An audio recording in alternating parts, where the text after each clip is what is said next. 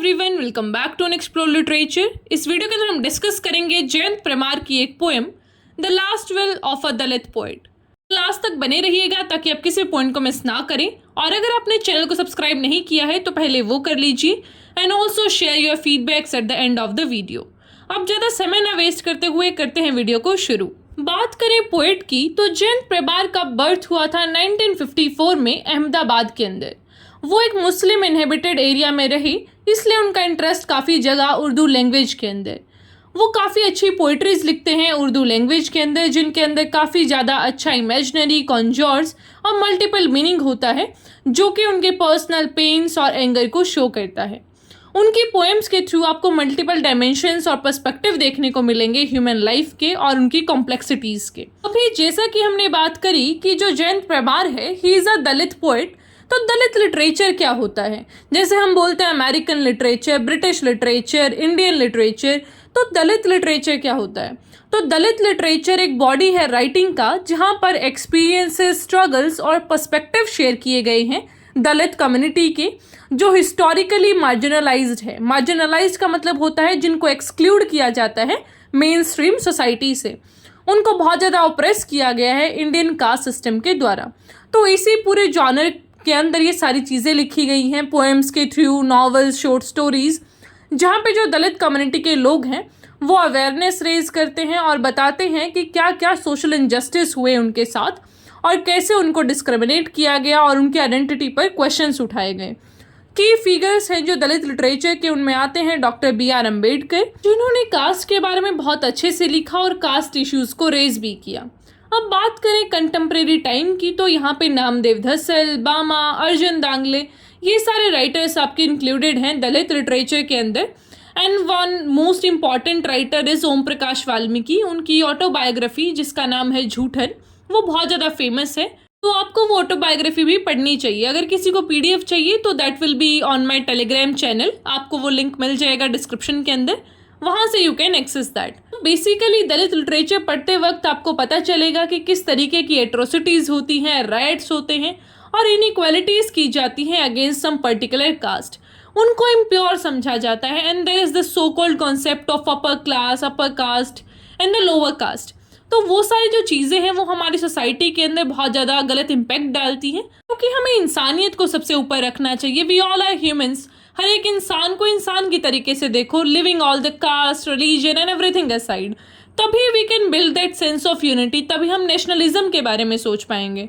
So the main target behind covering this Dalit literature is that only कि caste, religion, इन सारी चीज़ों से परे हट के आपको सोचना होगा, तभी आप एक ब्रॉडर आइडिया से सोच पाएंगे। And that is the ultimate aim of adding this DSC course in your syllabus. तो अगर आप ये कर पाते हैं तो इस पूरे DSC कोर्स को ऐड करने का जो एम है वो भी कंप्लीट होगा। अब हम बात करते हैं पोएम के बारे में। A Dalit poet leaves several things behind, a paper dripping wet with blood, a black sun on the night's head, a river of blood, a lantern of his ancestors. कि एक जो दलित पोएट होता है ना, वो बहुत सारी चीज़ें पीछे छोड़ के आता है, जो भी उसके साथ उसकी आइडेंटिटी अटैच है, जो भी उसके साथ घटा है, जो भी बुरी चीज़ें हुई हैं, वो सब को छोड़ के पीछे आता है। A paper dripping wet with blood, कि जो खून से लिपटा हुआ कागज है उन सारी चीज़ों को पीछे छोड़ के आता है। वो ब्लड यहाँ पे शो करता है एट्रोसिटीज़ को और जो भी सारे राइट्स वगैरह होते हैं कास्ट की वजह से। अब ब्लैक सन, अब देखो सन किस चीज़ का सिंबल होता है? होप का। तो यहाँ पे उसको अपोजिट तरीके से यूज़ किया गया है कि उनकी ज़िंदगी में कोई होप नहीं है, the life is complete of darkness.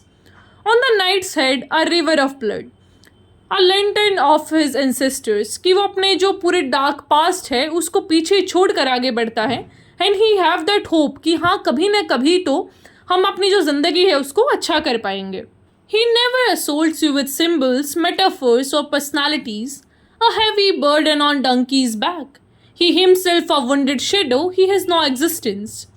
कि जो एक दलित पोएट होता है ना, वो तुम्हें कभी भी परेशान नहीं करेगा भारी भरकम शब्दों से, पर्सनालिटी से, मेटाफर से, सिंबल से। कि वो ओवर ऐसे राइटर्स जैसा नहीं है कि वो आपको भारी भरकम शब्द से इंट्रोड्यूस करवाएगा। वो बड़ी सिंपल लैंग्वेज में लिखते हैं और वो बस अपनी पर्सनालिटी के बारे में, अपनी लाइफ के बारे में, अपनी सिचुएशन के बारे में बताना चाहते हैं। उनका कोई ऐसा एम नहीं है कि वो बड़े एलीट क्लास दिखें या फिर बड़े इंटेलेक्चुअल साउंड करें। उनका मेन मोटिव है कि वो अपनी बात को आपके सामने पेश कर पाए। A heavy burden on a donkey's back, he himself a wounded shadow. कि वो आपको क्या परेशान करेगा, वो खुद ही इतना परेशान है, he has no existence, कि उसका कोई अस्तित्व ही नहीं है, उसका कोई एग्जिस्टेंस ही नहीं है। No one treats him equal, और कोई उसके एग्जिस्टेंस के इसे परवाह ही नहीं करता। There is a little difference between him and a broken cup. He who makes images of cow dung, he had at least the sense to know that in the hourglass, in the smell of exiled earth, in the sunflowers of rebellions, in the despair of the pen and the ink, art lives forever. तो यहाँ पे वो खुद को ऐसा relate करते हैं एक इनमेट ऑब्जेक्ट के साथ कि जो नॉन लिविंग ऑब्जेक्ट है उसके साथ वो खुद को रिलेट कर रहे हैं कि मेरी सिचुएशन एक ब्रोकन कप जैसी ही है, बिकॉज जो दलित एक वर्ड है ना उसका लिटरल सेंस है ब्रोकन। तो ही इज सेइंग कि उसकी सिचुएशन बहुत ख़राब है और वो सारे जो भी उसके दिमाग में थॉट्स आते हैं उनको बस लिखता है। He try to write those things out कि मैं पेन और इंक का इस्तेमाल करके सारी चीज़ों को लिखूं, क्योंकि वही उसका रिबेलियन है। अगर वो अपने फोर्स को यूज़ करेगा तो वो मारा जाएगा, because he don't have that back support. जब आपके पास कुछ बैक सपोर्ट ना हो तो education is the only medium. तो यहाँ पे वो यही कहते हैं कि आर्ट्स लिव फॉर एवर, कि जो आर्ट है ना वो हमेशा जिंदा रहता है। आप कितना भी कोशिश कर लो किसी चीज़ को मिटाने का, पर आप आर्ट्स को, किसी के थॉट्स को, आइडियोलॉजी को, उसको नहीं मिटा सकते हैं। तो इसलिए वो पेन का और इंक का सहारा लेते हैं अपनी सारी जो आइडियाज़ हैं, अपने एक्सपीरियंसेस हैं, उनको शेयर करने के लिए। But now he is looking for his existence, he is looking for himself, he is proud to call himself a Dalit poet. कि अब वो अपने एग्जिस्टेंस को ढूंढता है, वो खुद को ढूंढता है, वो प्राउड है अपने होने पर, और वो अपने बहुत ऐसा प्राउड करके खुद को कह सकता है कि हाँ मैं एक दलित पोएट हूँ। तो यहाँ पे एक वो सेंस दिखाया गया कि how one accepts his identity, कि इनिशियली वो डिनाई करते हैं कि नहीं, I don't want to be associated with this caste. अगर मैं अपनी आइडेंटिटी को एक्सेप्ट करता हूँ तो लोग मुझे नीचे ऐसा नज़र से देखते हैं कि ये तो नीचे लोग हैं, दिस पीपल आर इम्प्योर। लेकिन अब वो इस चीज़ में प्राउड ले रहे हैं कि हाँ भाई हूँ तो हूँ, and I am proud of that. मेरी वो आइडेंटिटी है, मेरी वो कास्ट है, और I am proud of that.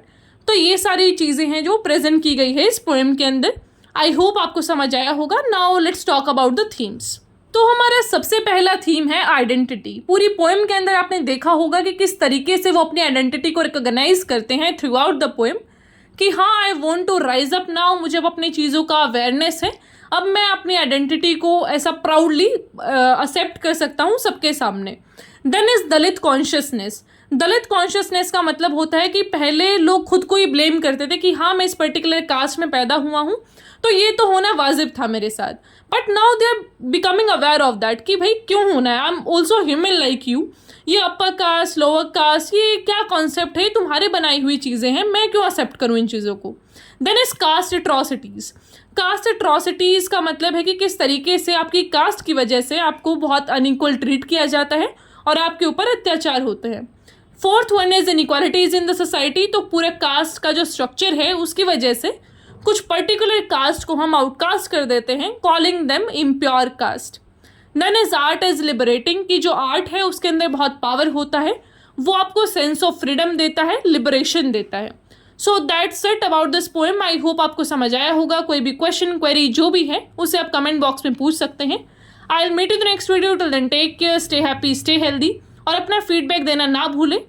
This videos takes a lot of time, तो आपको भी अपने कुछ मिनट्स निकालने होंगे टू गिव द फीडबैक्स, तभी ये सारी चीज़ें कंटिन्यू हो पाएंगी। Alright, so let's meet in the next video.